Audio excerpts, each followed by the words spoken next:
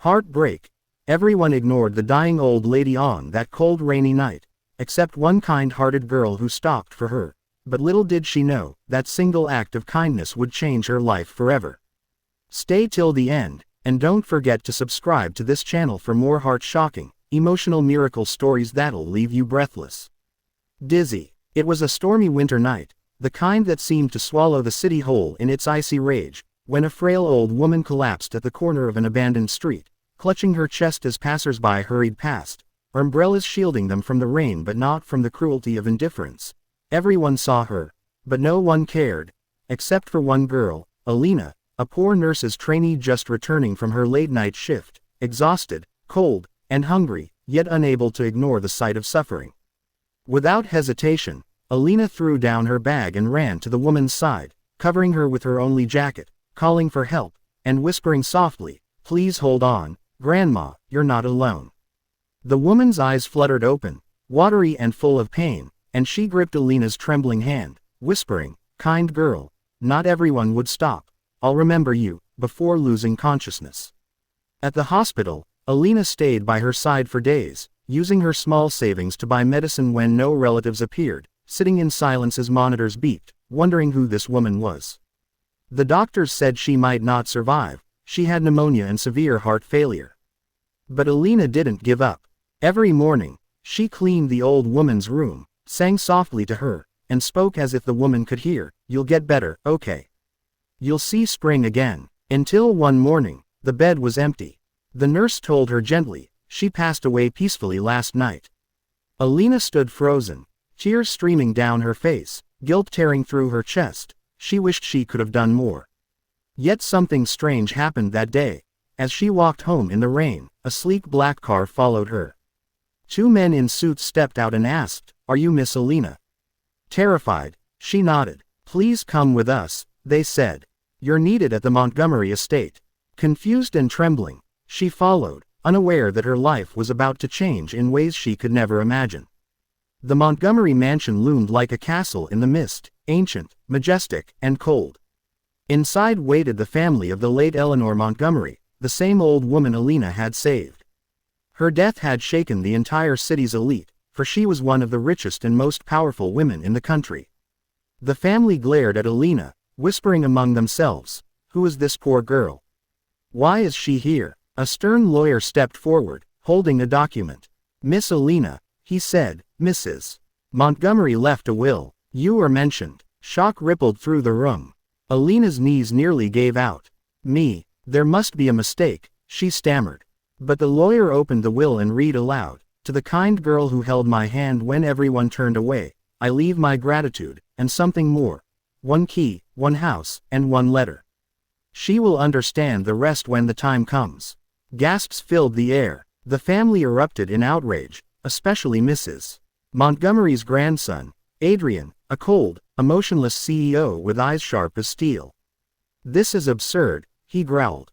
"My grandmother didn't know this girl. She's after our wealth." But the lawyer shook his head. The old lady's orders were clear. Alina tried to refuse, but the lawyer insisted she at least read the letter. With trembling hands, she unfolded the elegant paper. "Dear child," it read, "you reminded me of my daughter, the one I lost long ago. I have no idea why fate sent you that night, but something tells me it wasn't chance. Follow your heart, and you will uncover the truth that binds us." Tears blurred her eyes. She didn't understand. A daughter, lost. What truth? Adrian snatched the letter, furious, and stormed away, muttering, "This is nonsense." Yet deep inside, something about Alina's face unsettled him, something familiar in her eyes. Days passed, and despite the family's hostility, Alina was invited back to the estate to return the key, only to find the key matched a small cottage hidden in the woods behind the mansion. Inside were dusty photographs, faded journals, and one painting that made her gasp, Eleanor Montgomery holding a baby wrapped in a pink blanket. On the back, in delicate handwriting, "My granddaughter, taken from me." Alina's heart raced. Granddaughter. She searched the old woman's journals, reading trembling entries about a daughter who'd run away from the wealthy Montgomery family to marry a poor man against their will, then disappeared during a tragic fire, presumed dead with her infant. Alina began to tremble. Her mother had always been secretive about her past, refusing to talk about her own parents. Could it be? She rushed home, tearing through old boxes until she found a half-burned birth certificate, her mother's maiden name, Montgomery. Her knees gave out. "Oh my God," she whispered. She wasn't just a random stranger who helped a dying woman, she had saved her own grandmother. But before she could tell anyone, everything turned dark. Late one night, Alina was kidnapped, blindfolded, and thrown into a warehouse. A familiar voice hissed, "You should have stayed away, girl." It was Veronica, Adrian's aunt, who wanted the entire inheritance for herself. "You think you can take what's ours? You'll disappear just like your mother did." Alina begged, but Veronica's men tightened their grip. Just then, sirens wailed, the police stormed in, and at the front was Adrian himself. "Let her go," he roared. In a wild struggle, Adrian fought his aunt's guards, rescuing Alina, his own blood unknowingly. As he carried her out, bleeding from a cut on his arm, their eyes met for the first time without anger. Something broke inside him, a strange pull he couldn't explain. Later, in the hospital, Alina revealed everything, the cottage, the journals, the truth about her mother. Adrian listened in stunned silence, then fell to his knees. You're my cousin's daughter. That means, Grandma saved you." But Alina shook her head. "No, Grandma was trying to find peace. And maybe, she wanted us to help each other." As investigations unfolded, Veronica was arrested, the family's secrets exposed. The fire that killed Alina's mother wasn't an accident, it had been orchestrated by greedy relatives. Eleanor Montgomery had been searching for her lost granddaughter for decades, but it was only on her deathbed that fate brought Alina to her. Months passed. Alina inherited a portion of Eleanor's charity trust, which she used to open a hospital for the poor, the same kind of place where she once worked tirelessly for pennies.